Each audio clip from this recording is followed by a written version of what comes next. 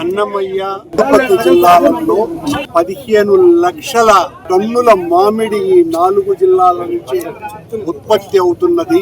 మన ఉమ్మడి జిల్లాలోనే దాదాపు 8 లక్షల టన్నుల తోతాపురి మాత్రమే ఉత్పత్తి అయ్యేటువంటి పరిస్థితి. చంద్రబాబు గారి ప్రభుత్వం వచ్చిన ఈ 2 సంవత్సరాలలో రైతులు తాము పండించినటువంటి మామిడి పంటకు సరి అయినటువంటి ధర లేకపోవడంతో వాళ్ళంతా కూడా తీవ్ర ఆవేదనకు వేదనకు గురవుతున్నారు. మామిడి పండించటమే ఇక దండుగా అనేటువంటి పరిస్థితికి వచ్చినారు.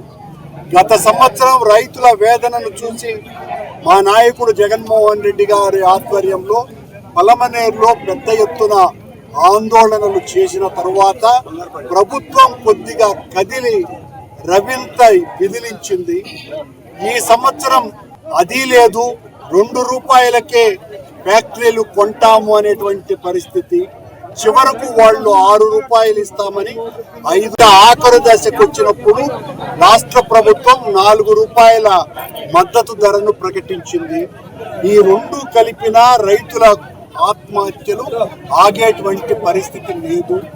వాళ్ళ ఉత్పత్తికి సరి అయినటువంటి ధర 15 రూపాయలు వస్తే తప్ప కిలోకి వాళ్లకు గిట్టుబాటు లభించదు.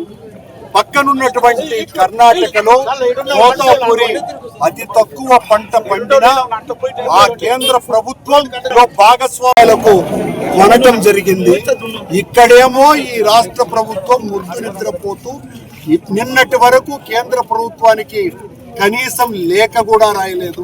లేఖ కూడా రాయకుండా 4 రూపాయలు ఉద్యమం చేయాలని నిశ్చయించటం జరిగింది. అందులో భాగంగానే ఈ రోజున ఈ పోరాటం చేస్తున్నాం.